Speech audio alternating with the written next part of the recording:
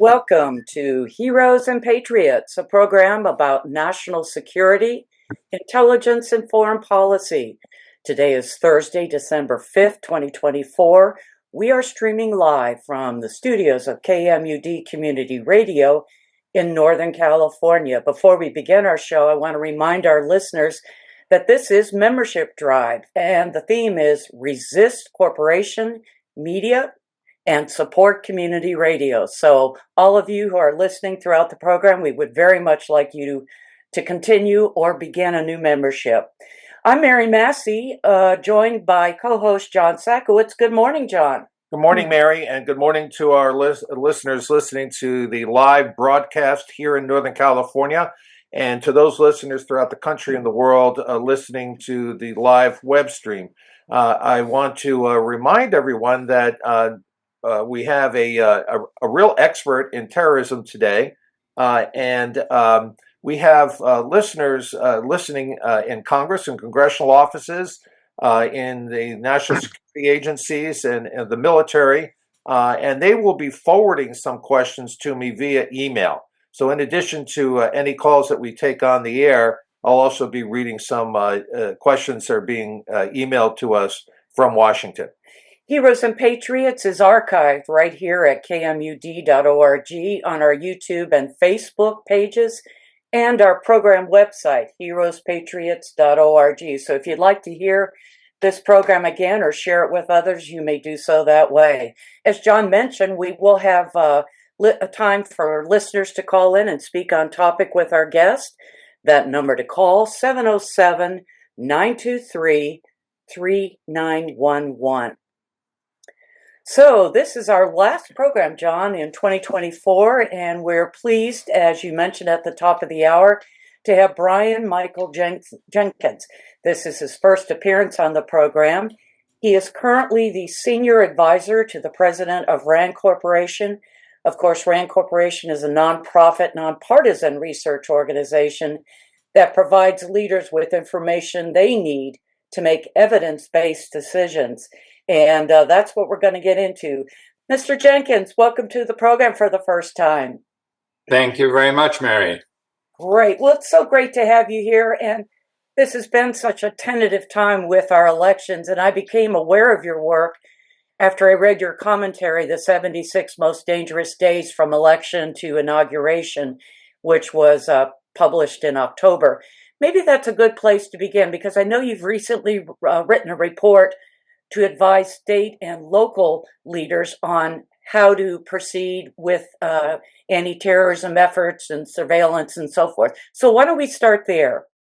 All right. Well, I should say that for about 6 months of this year, my quest was really involved with preparedness for elections and preparedness for dealing with possible violence during the elections. This was not a RAND project. This was not a government project. It was a group that came together, former and active government officials, some at the federal level, but interestingly enough, the majority from the local level, including police chiefs, sheriffs, local law enforcement, as to how we might better prepare to deal with the possibilities of violence. And so when I talk about that report, I'm reflecting the collective views of this group. Our concern was, of course, that clearly the country is deeply divided along partisan lines, that the political rhetoric in recent years has become increasingly bellicose.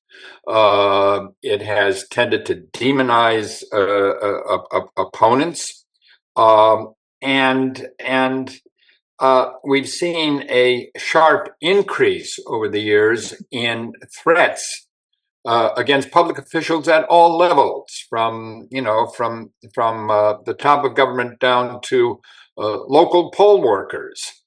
And so in that kind of environment, we were concerned that even some minor act of violence might, in this highly charged atmosphere, Right.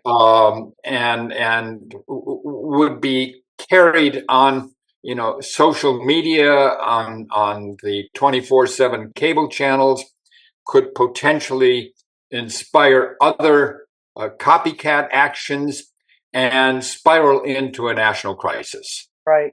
Right. And so, aiming at the governors and secretaries of state, the states control the elections in the United States, not the federal government. The states run the elections. We examined the risks. We looked at some things that might be done, not a blueprint because every state does it differently, but certainly some overall best practices and guidance. There were other groups as well as governments, state and federal governments, getting into this to try to prepare so that we could, whatever one's political views were, we could get through the elections safely and guarantee that people could vote and be sure that their vote would be counted, and they wouldn't be in harm's way as they did so. Right. So, recently President Biden pardoned his son, and there are 1,000 former rioters, if you will, that have pled guilty. And the scuttlebutt is that will those folks be pardoned by Trump? And or will there be violence on Inauguration Day? Could you speak to that issue about pardonings and people reactions to who is pardoned? I'm not nationally recognized in the field of prophecy, so I'm going to stay away from any prediction as to whether President-elect Trump, who he might pardon. Right. You introduced me as someone who has devoted his professional career to the study of terrorism. I should point out that in this report that we prepared, we tried our best to avoid the use of the term terrorism. It has a very narrow definition within the U.S. Criminal Code. And in fact, it has become such an emotive, provocative term that we didn't think it was particularly useful. And I should point out that those individuals, all but a very small number, in the January 6th riot at the Capitol, were charged with relatively minor crimes. I mean, this was trespassing on government property, this was disrupting a government proceeding, and so on. And only a small handful, those who were involved in violence and harming individuals, as well as an even smaller group.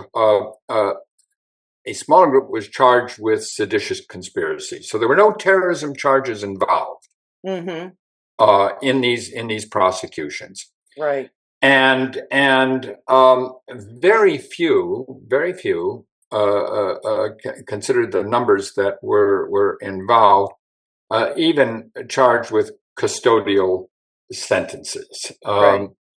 And so what this would be, any sort of pardon, putting aside that smaller number, would be symbolic. It would basically saying, I don't think in my view, I don't think you did anything wrong. But do you think there would be a reaction by the other side, if you will, to any pardon of those individuals? There could be. I think beyond the issue of the pardon, however, in the article that you mentioned about the 76 days, I mean, the reason I wrote that is that a number of individuals, even called me after they had read our report. Here it was, the night of November 5th, the morning of November 6th, and they said, wow, nothing much happened. Sigh of relief. Yeah. And my response was, wait a minute, not just yet, because while the elections were conducted peacefully, it did not change it did not heal the fundamental divisions in American society. Those remain. There's still a very, very fraught atmosphere in this country. Right. And the possibilities that this could easily escalate are still there. What did change, and by the way, there are some reasons why those elections I think were safe and did succeed. One was that a lot of the states made a great effort to prepare and to ensure that there would be peaceful elections, instructing the poll workers, dealing with disinformation, and ensuring that the police departments ensuring that they were properly prepared to respond and not overreact. Right. So preparedness was a major issue. I think a second important issue is that the outcome of the election was very clear from the first reporting of the returns.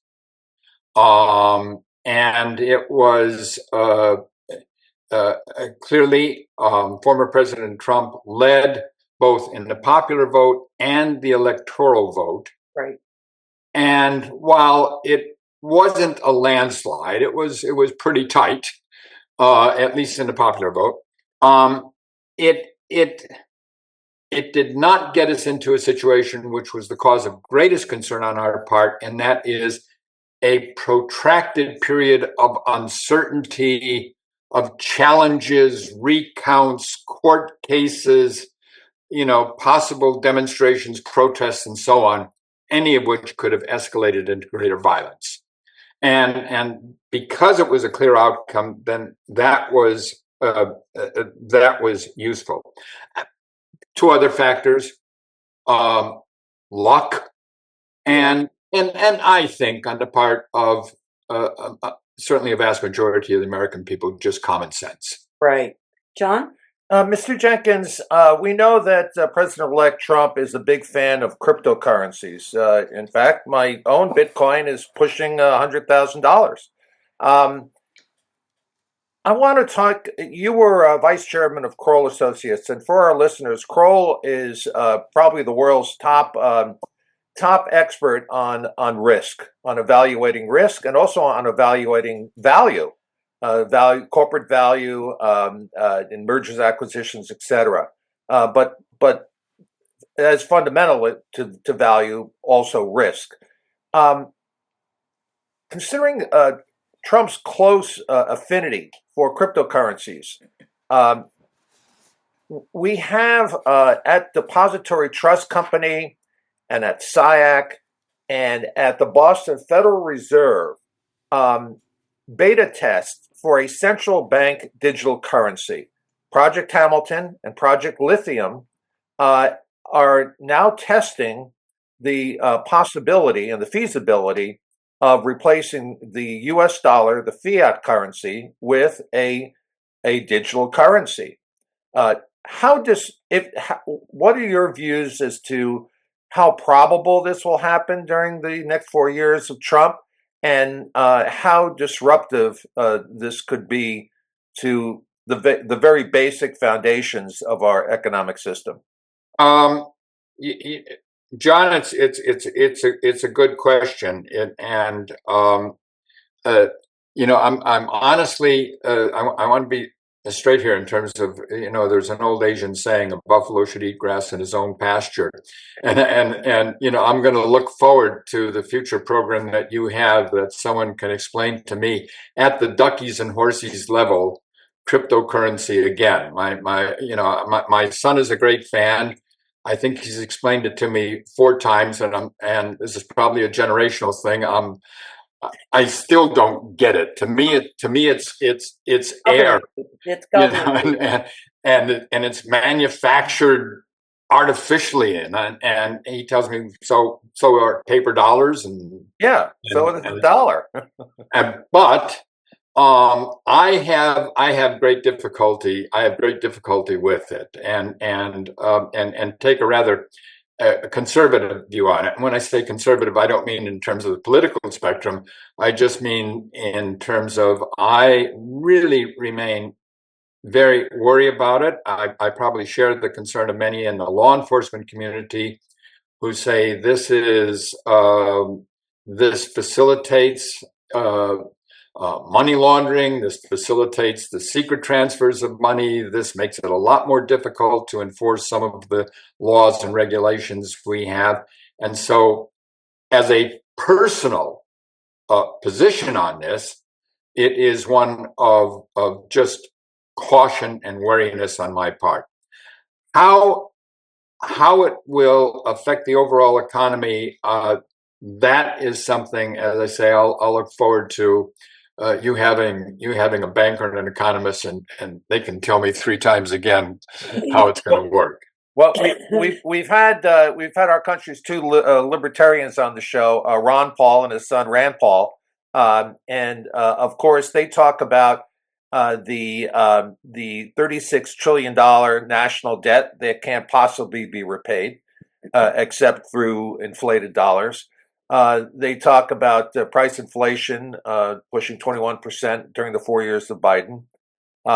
They talk about the constant emergence of digital currencies by the BRIC countries: Brazil, Russia, India, China, and now many other countries. Saudi Arabia is looking to reject the dollar as the settlement for its oil trades with the United States, and the Bank of International Settlements is also looking at central bank digital currencies, and there's even a Sharia compliant central bank digital currency now circulating throughout the Middle East among our Muslim friends. All of this is extremely concerning to me because we, with fiat currencies, we know what the game is. We know what the foreign currency game is. But with central bank digital currencies, we know nothing. It's a complete unknown. And I was wondering if you're not the expert, where would you, if you were advising a major corporation, or if you were advising, say, Exxon right now or Citibank, where would you direct them to get the expertise to try to envision the future of central bank digital currencies, where fiat currencies, where paper currencies are replaced? Right. Well, let me step outside for a moment and get into a comfort zone in terms of dealing with it, because you mentioned the issue of various countries, BRIC and the BRICS and others attempting to move away from the dollar. This is now we're getting into an area of politics, international politics, and the United States, in conjunction with its traditional allies in Europe and Asia, Japan, South Korea, and so on, have established. Actually, it began after World War II, led by the United States and Europe, and has continued when I say world order, that alarms some people because they attribute all sorts of nefarious things to it, but established an orderly way of conducting commerce and economic activities, and that has functioned for many years. In recent years, the United States has used its economic muscle and the dollar, and the fact that the United States is a financial center of the world, not just the largest economy, but where world business is conducted. And it has used that muscle to support its foreign policies, to support certain policies. It has extensively used sanctions, economic sanctions, as an alternative to warfare. those have become more effective, more targeted, more precise than they were years ago. And, however, their extensive use against individuals, against corporations, against nation states has resulted in a pushback, and we are seeing a pushback now. And this has less to do with economies. It's underlying economies underlying, but it has to do with political objectives, and that is to break this order so that the United States and Western nations will not be able to use that particular power. So what we see is a political contest going on. And I would say when we look at the risk, we have to understand that as we push out sanctions and attempt to achieve certain objectives, which we would say are universal objectives. They have to do with human rights. They have to do with limitations on warfare. As we try to do that and continue to do that, we are going to get pushback. Now, right now, I don't think the coalitions that we are seeing emerge, involving Russia, involving China, involving Iran, and others, are such that they're going to be able to crack that system. But this is a major political contest. What we have seen take place, which is fascinating, and it's a result in part of the pandemic, and part as a result of the Russian invasion of Ukraine, is we are seeing, in a sense, a redivision of the world into what looked a lot like the years of the Cold War, that is, with separate economies. So I don't want to say globalization is over. It is not. It's still there. But we are seeing more and more trade, legitimate trade and clandestine trade and energy and things like that, moving along these political lines and becoming part of this major global political contest. So again, from my background, I would stay clear of the financial analysis, which I'm not qualified to make, but say, look, this is a political contest which is going to continue, and so this is something we have to be prepared for over the long run. This is something we're going to be dealing with for decades. Correct. Thank you. Changing the subject completely. I got getting my first questions here from Washington emailed into us. And I have a friend here who is a director, one of the directors at FEMA. He's very concerned about his job. Trump has promised to immediately start purging what he calls the shadow government, or in Washington. He wants to drain the swamp, as he says. And he's got pink slips with the names of 40,000 federal employees already prepared to issue in his first week of office. 40,000 federal employees that he regards as the shadow government that had thwarted much of his agenda back when he was president 4 years ago, and a shadow government that he and others maintain is a permanent fixture in the United States, going all the way back to when President Eisenhower warned about the military-industrial complex. In your opinion, how real is that shadow government? Look, and in terms of first of all, let me make one comment and then try to address that specific question, John. And it is that part of the part of the concern of the period between the election and inauguration, and I would say beyond the inauguration, as I said, it didn't heal the deep divisions in our society. Those still exist, and it doesn't mean the threats have gone away. It means that the dynamics have changed, and part of the dynamics are that the incoming administration has promised to deport millions of illegal immigrants in the country. They have that includes, they would say, the so-called dreamers, those who came here as small children, 2 years old. They know no other country. They speak English. They're Americans, but the idea that yes, in administratively, they're they don't have the protection, and to send them to countries that they have no knowledge of, in languages they have no knowledge of, that'd be like taking a 2-year-old American child and raising them in the United States and then tossing them into, I don't know, China.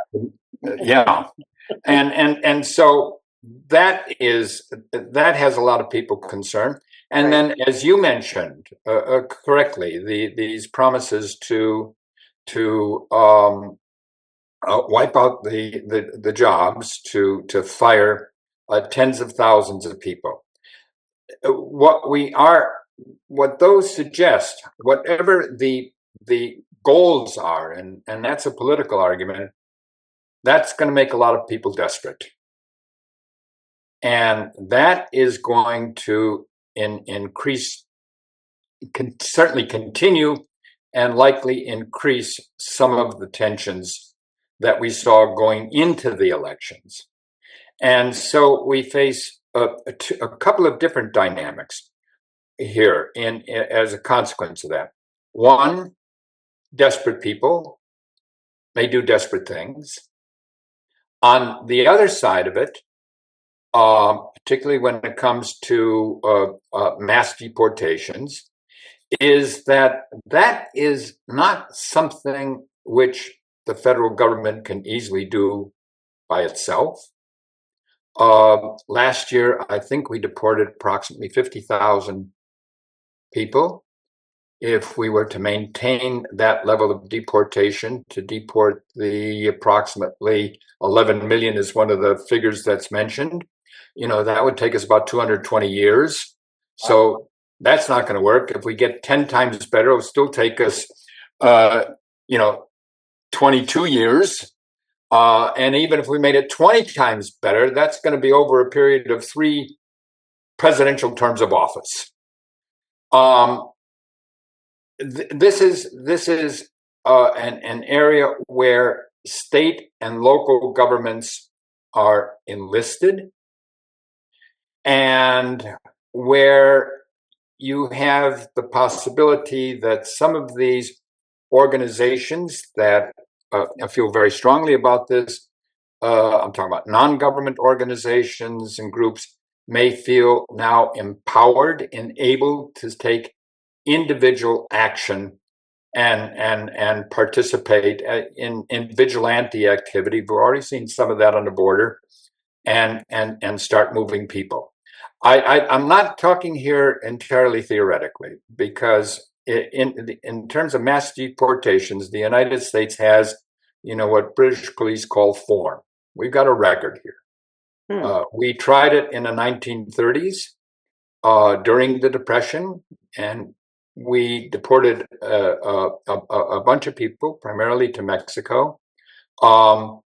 They were non-citizens and citizens. They weren't too fastidious about who was pushed across the border. But the way it was done was to encourage, in a sense, state and local governments to take action by themselves. And so there were a lot of roundups, a lot of bus trips to the border, dumping people across, and so on. And again, we've seen some examples of that already with certain states sending illegal immigrants up to other states, moving people around. Right. We did it again in the mid-1950s. Now, part of the way the government did it was to encourage it, and in a sense to rely heavily on self-deportation. If they have to take every one of these individuals and put them through the legal process involved, that is a costly, time-taking process. Right. So it was a matter of just frighten people, say we'll separate families, we will round up children, we will, and in the 1930s and the 1950s, rounding up women and children. Who the hell? I mean, what child in school can prove that he or she is a citizen? Right. So you round them up, put them in detention, and then the point is the father comes in and he says, "All right, rather than risk separation from my family, we're moving south."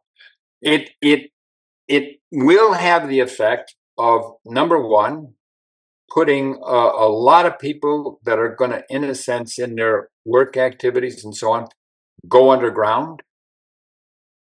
In their schooling, stay away from schools, stay away from healthcare centers, stay away from places where they could be identified and rounded up. I happen to think, this is a personal view, that it is not healthy for the United States to have a floating underground population of millions of people. Right. There are conservative law enforcement officers that say, look, we don't want to get into this. Our job is to keep the peace in our jurisdictions. That is not facilitated by declaring half of our population enemies of the state. Right. And so we have to be careful what we do. So this is already creating different tensions. I think we might also see, as a result of these various measures,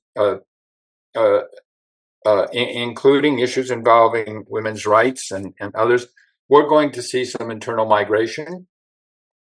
And we're going to see some of what I might call soft succession. What do I mean by soft succession?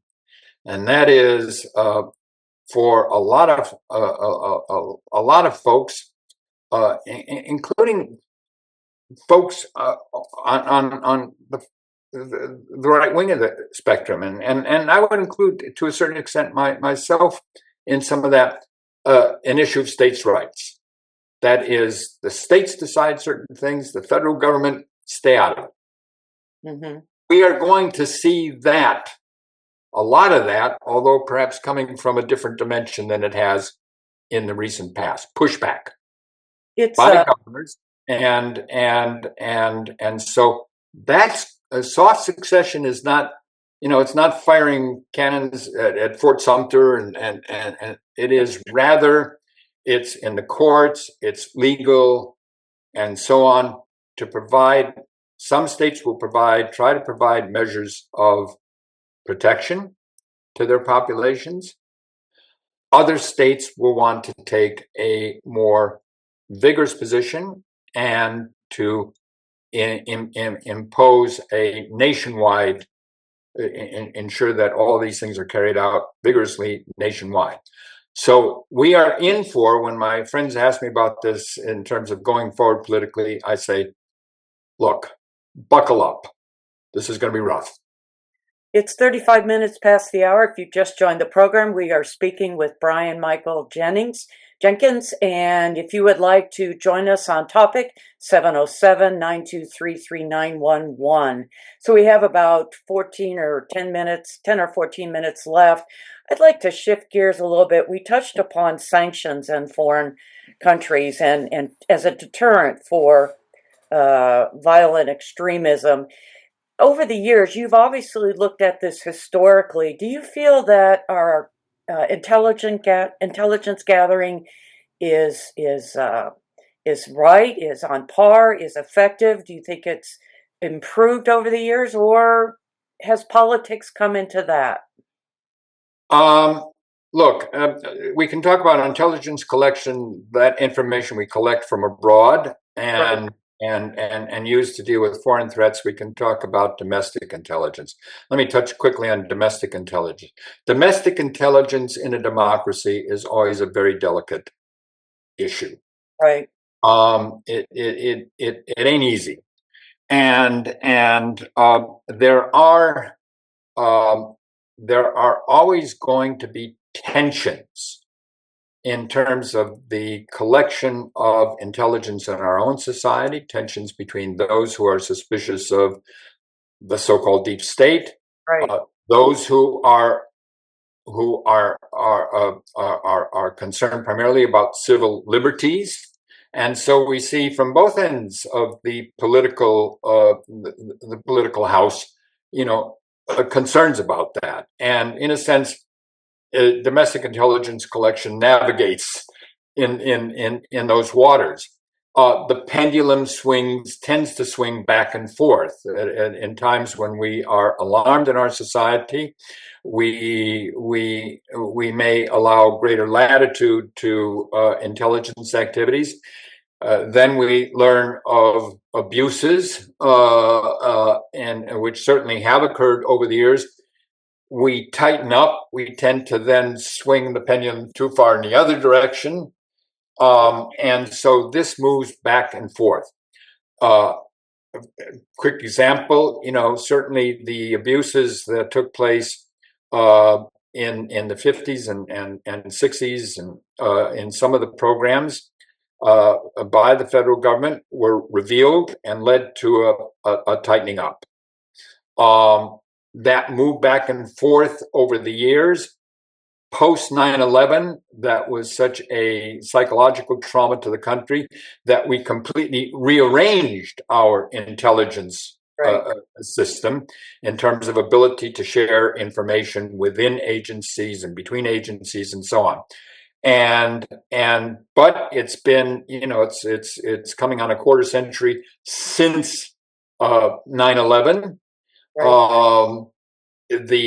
The apprehension level has gone way down, and now people are wanting to move it the other way, as especially those who again see this so-called deep state.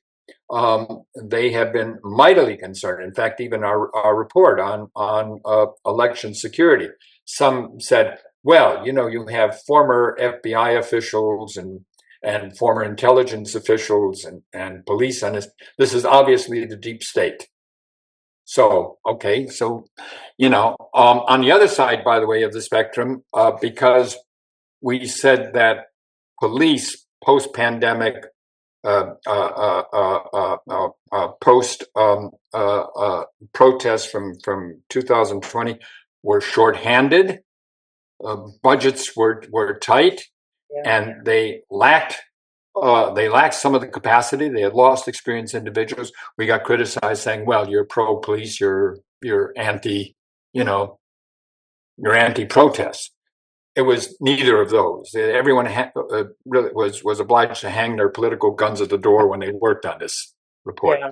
But the point is, it just points out that this is tough to navigate. Internationally, the United States intelligence apparatus continues to be superb. We have extraordinary technology.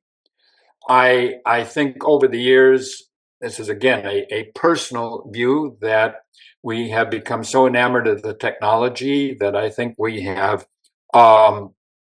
probably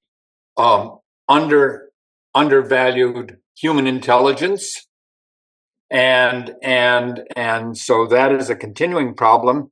But there again, we were able in a post 9/11 environment to create a tremendous global network, not simply among like-minded allies. Mm-hmm. I mean, countries that were unlikely to cooperate with the United States were trading information because this was considered a global threat. Wow. Now, however, it is for intelligence services to share information is an unnatural act. and they have to be constantly encouraged. You have to constantly nurture these relationships. And I am not sure now, given the more complex threat levels and given the world divisions that we have seen in the last 10 years, that we have been able to nurture those intelligence relationships and maintain them in a way that would be most valuable to us. Yeah. Mr. Jenkins, we have a question here from someone in the State Department. Again, emailed to us. The United States has got four leading adversaries right now: Russia, China, North Korea, and Iran. Ask Mr. Jenkins to evaluate the relative threats presented by each of those countries and how he would advise the Trump State Department on handling relations with those countries. What is the threat level, and where do we go with those threats? Look, it is clear that the four countries you named have managed to achieve a degree of coalescence. I don't want to say it's an alliance yet. It's not. It's far from that. But they are cooperating. They're cooperating with assisting Russia in Ukraine. Russia in turn is assisting Iran. Iran is assisting Russia, and so on. And each one of those, by the way, like Iran, is connected to a network of proxies and other groups. So it becomes very, very complex. But I would say that we would want to be careful in terms of we should not overreact and view those all as as an alliance yet. There are vast differences between them. It is more cooperation of convenience. They do have a mutual interest in being able to bust some of the American power in terms of imposing sanctions. The big choice, I think, is going to be between China and Russia. They are not natural. Actually, they are not natural allies in my view. And it's going to be a question of whether you lean on Russia and attempt to a less belligerent posture in dealing with China, or if you lean on China and a less belligerent posture with Russia. That will be the big choice. My own view is that accommodating Russia is not going to solve the problem, given Russia's drives right now and given Mr. Putin's personal ambitions. I actually think that although China poses an array of threats and risks to the United States, that in fact, China may be the more sensible actor in it. And remember, it was a very conservative President Nixon that in fact opened up and altered our relationship with China. Right. And so that would be something I think we certainly should explore. But again, I don't want to say look, I'm a pundit. Here are do these three things. Call me in the morning. I'm sure your headache will be better. Understood. No. We wanted to, in the last few minutes we have with you, we have a caller that would like to ask a question on topic. So caller, if you're listening, go ahead with your question. Good morning, heroes and patriots. And good morning. Thank you for the program. On point, I'm curious as to, this was a topic on national security and terrorism, and yet I haven't heard mentioned the most obvious form of terrorism that every citizen, not just in this country, but in the world suffers, and that is surveillance and surveillance technology. Events, as a last point, by the turning cell phones and other solar panels, etc., laptops into weapons. Not just the information, but maiming people. So thank you for the program. Support your radio station, kids, because we're in for a bumpy ride. Right. Thank you, caller. Brian?